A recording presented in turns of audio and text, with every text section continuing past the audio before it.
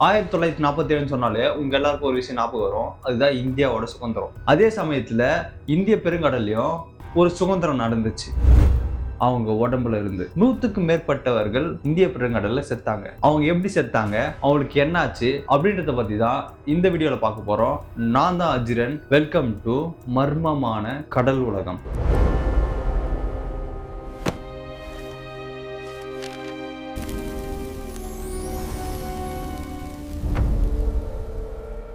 இந்த கதை 1947ல ஸ்டார்ட் ஆகுது. இந்திய பெருங்கடல்ல வித்தியாசமான ஏதோ ஒரு சிக்னல் வந்து ரிசீவ் ஆகுது. அது ஒரு இன்டர்நேஷனல் வாட்டர்ன்றதால பல கப்பல் போயிட்டு இருக்கு. அப்போ ஒரு வித்தியாசமான ஒரு சிக்னல் வந்து ரிசீவ் ஆகுது. முக்கியமா 3 கப்பல் ரிசீவ் ஆகுது. ஒன்னு வந்து இங்கிலாந்து கப்பல், அப்புறம் வந்து அமெரிக்க கப்பல், அப்புறம் வந்து நெதர்லாந்து கப்பல். சோ இந்த 3 கப்பலும் அந்த வித்தியாசமான சிக்னல் வந்து நோட் பண்ணிட்டாங்க. நோட் பண்ண உடனே அது எங்க இருந்து வந்து, ஏன்னா ஒரு எமர்ஜென்சி சிக்னல் மாதிரி தெரிஞ்சு, சோ அதனால வந்து அதை நோட் பண்ணி அது எந்த இடத்துல இருந்து வந்து அப்படின்னு சொல்லிட்டு அதை ஃபைண்ட் பண்ணிட்டாங்க. இப்போ அந்த ரிசீவ் ஆன மெசேஜ் என்ன அப்படின்னா, ஒரு அதிகாரி செத்துட்டாங்க, அப்புறம் ஒரு கேப்டன் செத்துட்டாங்க அப்படின்றது வந்து அந்த நியூஸ் வந்து ரிசீவ் ஆகுது. அது மட்டும் இல்லாம அவங்க எங்க செத்துருக்காங்க அப்படின்னா, அவங்க சார்ட் ரூம் அப்படின்ற ஒரு ரூம்லயும், அப்புறம் அந்த பிரிட்ஜ் இருக்குல்ல அது கீழே செத்துருக்காங்கன்னு சொல்லிட்டு அந்த நியூஸ்ல சொல்றாங்க.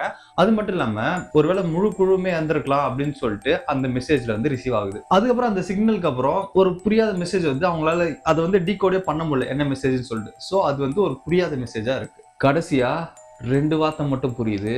அது என்ன அப்படின்னா, ஐ டெட், நான் இறக்கிறேன். அதுக்கப்புறம் ஒரு மயான அமைதி வந்து நிலவுது. இந்த 3 கப்பலுக்கும் வந்து சிக்னல் ரிசீவ் ஆனாலுமே, முக்கியமா அமெரிக்காவோட சில்வர் ஸ்டார்ன்ற கப்பல் வந்து ரொம்ப மைன்யூட்டா இந்த நியூஸை வந்து கவனிக்குது. இது எந்த லொகேஷன்ல இருக்கு அப்படின்னு சொல்லிட்டு பார்க்கும்போது, மலாக்கா அப்படின்ற ஒரு இடத்துல தான் இந்த கப்பல் இருக்கு அப்படின்னு சொல்லிட்டு அமெரிக்க கப்பல் வந்து ஃபைண்ட் பண்றாங்க. லொகேஷனை ஃபைண்ட் பண்ணிட்டாங்க. அதுக்கப்புறம் அது என்ன கப்பல்ன்றது ஃபைண்ட் பண்ணும்போது எஸ்எஸ் ஓராங் மிடாங் அப்படின்ற ஒரு கப்பல் தான் அப்படின்றத வந்து கண்டுபிடிக்கிறாங்க. அமெரிக்காவோட சில்வர் ஸ்டார் என்ற ஒரு கப்பல் இருக்கு இல்லையா, அந்த கப்பல் என்ன பண்ணுது அப்படின்னா எஸ்எஸ் ஓராங் மிடாங் கப்பல் இருக்குது இல்ல, அவங்களுக்கு வந்து மெசேஜ் அனுப்புறாங்க. சோ யாருன்னா இருக்கீங்களா அப்படின்னு சொல்லிட்டு தொடர்பு கொள்ள முயற்சிக்கிறாங்க. இவங்க மெசேஜ் சென்ட் பண்ணிக்கிட்டே இருக்காங்க. பட் அந்த சைட்ல இருந்து எந்த ரிசீவும் வரல. எந்த மெசேஜுமே அந்த சைட்ல இருந்து ரிசீவ் ஆகாததால அவங்களுக்கு என்ன தோணுது அப்படின்னா, சோ இவங்க ஏதோ பெரிய பிரச்சனைல இருக்காங்க போல, ஒரு எமர்ஜென்சி இருக்காங்க போல. சரி நம்ம என்ன பண்ணலாம் அப்படின்னா, இங்க இருந்து மூவ் ஆகி டைரக்டா நேர்ல போய் பார்க்கலாம் அப்படின்னு சொல்லிட்டு அவங்க முடிவு எடுக்கிறாரு. ஒரு சில மணி நேரத்துக்கு அப்புறம் டிராவல் பண்ணி அந்த லொகேஷனுக்கு போயிட்டாங்க. இவங்க கிட்ட போக போக தூரத்துல அந்த ஓராங் மிடாங்ன்ற கப்பல் வந்து கண்ணிலே விசிபிளா தெரியுது. தூரத்துல அந்த கப்பல் பார்க்கும்போது அவங்களுக்கு ஒரு விஷயம் புரியுது. இந்த கப்பல்ல ஏதோ மிகப்பெரிய ஒரு அசம்பாவிதம் நடந்திருக்கு.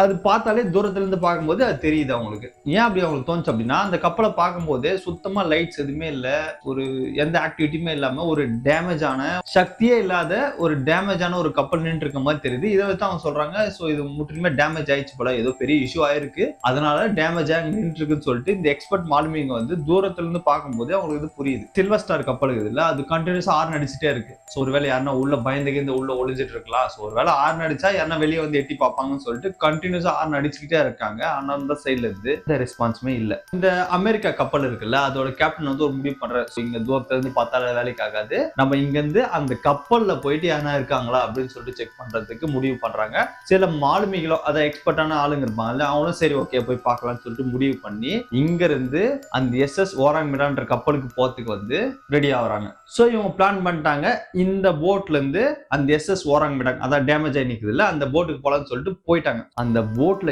ஏறி போய் பார்த்தா இவங்க வாழ்க்கையிலே பார்க்காத ஒரு கொடுமையான ஒரு அதிர்ச்சியான விஷயத்தை வந்து பாக்குறாங்க. உள்ள போய் பார்த்தது என்ன அப்படின்னா, அந்த கப்பல் ஒர்க் பண்ணுவாங்கல்ல, அவங்க வந்து நிறைய பேர் செத்து கிடக்குறாங்க. அதுவும் வித்தியாசமான முறையில. எப்படின்னா தரையில படுத்து கை ரெண்டையும் மேல தூக்கிட்டு இருக்காங்க. அவங்க ஃபேஸ்ல யாருகிட்டயே இருந்து தப்பிக்கிறதுக்காக கை மேல தூக்கின மாதிரியும், ஃபேஸ் ஃபுல்லா உறைஞ்ச மாதிரி, கண்ணு ரெண்டு திறந்துகிட்டு ஒரு கொடுமையான முறையில வந்து அவங்க செத்து இருந்தாங்க. இவங்க தான் அப்படி செத்துருக்காங்க அப்படின்னா, கப்பல்ல ஒரு நாய் இருக்கு, அந்த நாயுமே சேம் இதே கான்செப்ட்ல தான் யாருகிட்ட இருந்தோ பயந்து போயிட்டு கண்ணு ரெண்டு மேல தூக்கிட்டு ஒரு கொடுமையா பல்லு எல்லாம் காமிச்சுக்கிட்டு சொல்றதுக்கே ஒரு வித்தியாசமான முறையில வந்து அந்த நாய் செத்து இருந்துச்சு. இதை பார்த்த உடனே இந்த அமெரிக்கா கப்பல்ல இருந்து ஒருத்தர் இருந்தாங்க, அவங்க பார்த்த உடனே பயந்துட்டாங்க. என்ன வித்தியாசமா செத்துருக்காங்க, காரணமே தெரியல. புரியுதுங்களா? இப்ப அவங்க வந்து எதர்ச்சியா செத்த மாதிரியே இல்ல, ஏதோ பார்த்து அதை பார்த்து ரொம்ப பயந்து போய் செத்த மாதிரி அவங்க செத்து இருந்தாங்க. சரி ஆல்ரெடி இவங்களுக்கு நியூஸ் வந்துச்சுல, பிரிட்ஜ் பக்கத்துல யாரும் செத்துருக்காங்க அப்படின்னு சொல்லிட்டு, அதனால இவங்க என்ன பண்ணாங்க அப்படின்னா, இங்க சென்ட்ரல்ல ஏறினோடனே இந்த கொடுமையை பார்த்துட்டாங்க. இங்க இருந்து கிளம்பி அந்த பிரிட்ஜ் கிட்ட வந்து போறாங்க. வந்த நியூஸ் என்ன, பிரிட்ஜ் பக்கத்துல பக்கத்துல கேப்டன் செத்துருக்காங்கன்னு சொல்லிட்டு. சோ சரி ஓகே போய் பார்க்கலான்னு பார்த்தா அவங்க சொன்ன மாதிரியே கேப்டன் அங்க செத்துதான் இருக்காரு. சரி ஓகே வேற என்ன செத்துருக்காங்கன்னு சொல்லிட்டு உள்ள கப்பல்ல தேடி பாக்குறாங்க. அந்த மெசேஜ் அனுப்புவாங்கல்ல அந்த ரூம்ல போய் பார்த்தா அங்க ஒருத்தர் மட்டும் டிஃப்ரெண்டான முறையில் செத்துருந்தாரு. இவங்க எப்படி செத்துருந்தாங்க, ஏதோ பார்த்து பயந்து போனவங்க செத்துருந்தாங்கல்ல. ஆனா அவரு மட்டும் அந்த ரேடியோ இருக்கு இல்லையா, அந்த மெசேஜ் அனுப்புற ரேடியோ இருக்குல்ல, அதுல கை வச்சபடியே அவர் மட்டும் டிஃப்ரெண்டான முறையில செத்துருந்தாரு. சரி ஓகே வேற யாருன்னா எங்கன்னா செத்துருக்காங்களான்னு சொல்லிட்டு அப்படியே தேடிக்கிட்டு பாய்லர் ரூம் போறாங்க. ஆக்சுவலா பாய்லர் ரூம் எப்பவுமே ஹீட்டா தான் இருக்கும், வெளியே இருக்கிறத விட உள்ள ஹீட்டா தான் இருக்கும். ஆனா இந்த கப்பல்ல வித்தியாசமா இருந்துச்சு. வெளியே 100 ஃபாரன்ஹீட் இருந்தா கூட உள்ள 40 ஃபாரன்ஹீட் தான் இருக்கு. ஆக்சுவலா இது அப்நார்மல். எப்பவுமே பாய்லர் ரூம் வந்து அதிகமான ஹீட்டா தான் இருக்கும் வெளியே இருக்கிறத விட. ஆனா இங்க ரொம்ப வித்தியாசமா உள்ள டெம்பரேச்சர் கம்மியா இருக்கு. இது ஒரு சந்தேகத்தை ஏற்பட்டுச்சு. அது மட்டும் இல்லாம அந்த பாய்லர் ரூம்ல வந்து பல பேர் செத்துட்டு இருந்தாங்க. ஆச்சரியமான விஷயம் அப்படின்னா இவ்வளவு பேர் செத்து இருக்காங்க, கப்பல்ல எந்த ஒரு டேமேஜ் இல்ல. ஏன்னா யாரும் வந்து சாவச்சிருப்பாங்க அப்படின்னா ஒரு வார் மாதிரி எதனா சண்டை எதனா நடந்திருக்கும் அப்படின்னு பார்த்தா கூட கப்பல்ல எந்த டேமேஜுமே இல்ல. அவங்களோட உடம்புல எங்கேயுமே ஒரு கீறல் கூட இல்ல, வெளிக்காயம் எதுவுமே இல்ல. பட் எல்லாருமே செத்து இருக்காங்க. இதுவும் இன்னொரு ஒரு வித்தியாசமா இருக்கு. இன்னொரு ஆச்சரியமான விஷயம் என்ன அப்படின்னா, இப்ப பாடி இவ்வளவு நேரத்துல அழுகும் அப்படின்னு சொல்லிட்டு ஒரு டைம் இருக்குல்ல, அதை விட சீக்கிரமா இந்த மெசேஜ் வந்து ஒரு 2 to 3 hours தான் இருந்திருக்கும். ஆனா இந்த பாடி அது 2ல இருந்து 3 மணி நேரத்துக்குள்ளேயே ரொம்ப ஃபாஸ்டா அழுகி போகுது. சோ இத பார்த்த உடனே அமெரிக்கா கப்பலோட கேப்டன் என்ன சொல்றாரு அப்படின்னா, சரி ஓகே நம்ம இதெல்லாம் செக் பண்ண தேவையில்ல, இந்த கப்பலை இங்க இருந்து கூட்டு போயிட்டு கரைக்கு எடுத்துன்னு போயிடலாம். அங்க எக்ஸ்பர்ட்ஸ் எல்லாம் இருப்பாங்கல்ல, அவங்க கிட்ட கொடுத்துட்டு ஆக்சுவலா இவங்களுக்கு என்ன ஆச்சு, ஏன் இவ்வளவு ஃபாஸ்டா வந்து பாடி டீகம்போஸ்ட் அதாவது அழுகி போகுது அப்படின்றத கண்டுபிடிக்கலாம்னு சொல்லிட்டு கேப்டன் முடிவு பண்றாரு. சோ கேப்டன் வந்து இப்படி சொல்லிட்டாரு. சோ அதனால வந்து அந்த அமெரிக்கா கப்பல்ல இருந்து கயிறு எடுத்துன்னு போயிட்டு அந்த ஓராங் மிடாங்கன்ற கப்பல்ல வந்து கட்டிட்டாங்க.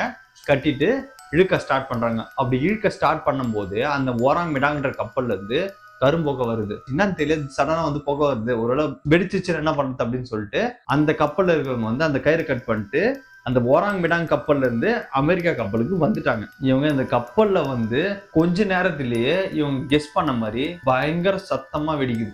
பயங்கரமா மேல வந்து அகைன் தண்ணிக்குள்ள போய் ஃபுல்லா முழுகிச்சு. இதோட இந்த கப்பல் இருந்த இடம் தெரியாம சுத்தமா அழிஞ்சு போச்சு. இப்போ அந்த கப்பல் ஃபுல்லா தண்ணியில முழுகிச்சு. அமெரிக்கா கப்பலும் வேற வழி இல்லாம அங்க இருந்து கிளம்பி வந்துட்டாங்க. இது நடந்து சில வருஷத்துக்கு அப்புறம் ஜெர்மனியை சார்ந்த ஒரு ஆராய்ச்சியாளர் வந்து இந்த கப்பலுக்கு என்னதான் ஆச்சு, எப்படி அது பஸ்ட் ஆச்சு, எப்படி அவங்க டிஃப்ரெண்டா செத்து போனாங்க அப்படின்றத பத்தி ரிசர்ச் பண்றாரு. ரிசர்ச் பண்ணி ஒரு விஷயத்தை கண்டுபிடிக்கிறாரு. இந்த ஒராங் மிடாங் அப்படின்ற கப்பல் வந்து கவர்மெண்ட்டுக்கு தெரியாம சட்டவிரோதமா சில ரசாயன பொருட்களை வந்து கடத்தின்னு போனதை வந்து அவர் கண்டுபிடிக்கிறாரு. அது என்ன மருந்து அப்படின்னா ஆயுதங்கள் தயாரித்து யூஸ் பண்ணுவாங்கல்ல, அந்த மாதிரி ரிலேட்டடான மருந்து தான் அவங்க கடத்திட்டு போயிருக்காங்க சட்டவிரோதமா அப்படின்றத வந்து அவர் கண்டுபிடிக்கிறாரு. சோ இவர் என்ன சொல்றாரு அப்படின்னா, எத்தனை போனாங்கல்ல இந்த கெமிக்கல்ஸ் எல்லாம், அதுல இருந்து எதனா கசிவு ஏற்பட்டு அந்த கசிவு வந்து இவங்க ஸ்மெல் பண்ணதால செத்துருக்கலாம் அப்படின்னு சொல்லிட்டு இவர் சொல்றாரு. அது மட்டும் இல்லாம அமெரிக்க கப்பல் என்ன முடிவு பண்ணுச்சு, அங்க இழுத்துட்டு போலாம் அப்படின்னு சொல்லிட்டு தான் அவங்க முடிவு பண்ணாங்க. அப்படி இழுத்துட்டு போகும்போது அங்க எதனா உராய்வு ஏற்பட்டு அதனாலதான் அந்த கப்பல் வெடிச்சிருக்கலாம். ஏன்னா உள்ள இருக்கிறது எல்லாமே என்ன பொருள், வெடிபொருள். ஒரு ஃபயர் ஏற்பட்டு இந்த பெரிய வெடிப்பு ஏற்பட்டுக்கலாம் அப்படின்னு சொல்லிட்டு அவர் கண்டுபிடிக்கிறாரு. என்னதான் அப்படி சொன்னாலுமே ஒரு சந்தேகம் வருது. அது என்ன அப்படின்னா, இவங்க எப்படி செத்தாங்க, கெமிக்கல் ஏதோ தாக்கிதான் அவங்க செத்தாங்க அப்படின்னு சொல்லிட்டு நம்ம எடுத்துக்கினா கூட அமெரிக்கா கப்பல்ல இருந்து சில பேர் அந்த கப்பலுக்கு போனாங்கல்ல, அவங்களுக்கு ஏன் இந்த கசிவால எந்த பாதிப்பும் ஏற்படல, அந்த கசிவு ஏன் தாக்கல அப்படின்ற ஒரு சந்தேகமும் வருது. இந்த கேள்விக்கு இதுவரை யாருக்கிட்டயுமே பதில் இல்லை. ஒருவேளை அவங்க விஷவாயு தாக்கி சாவல அப்படின்னா அவங்க எதை பார்த்து செத்தாங்க அப்படின்ற சந்தேகமும் வருது. ஓகே இந்த வீடியோ இதோட முடிஞ்சு. உங்களுக்கு இந்த வீடியோ பிடிச்சிருந்துச்சு அப்படின்னா லைக் பண்ணுங்க, சப்ஸ்கிரைப் பண்ணுங்கப்பா. நீங்க நல்லா சப்போர்ட் பண்ணிட்டு இருக்கீங்க. கண்டினியூஸா இதே மாதிரி சப்ஸ்கிரைப் பண்ணி சப்போர்ட் பண்ணுங்க. ஒவ்வொரு சப்ஸ்கிரைபும் எனக்கு ஒரு மோட்டிவேட்டர் கொடுக்கும். சரி ஓகே அடுத்த வீடியோவில் பார்க்கலாம். பாய்.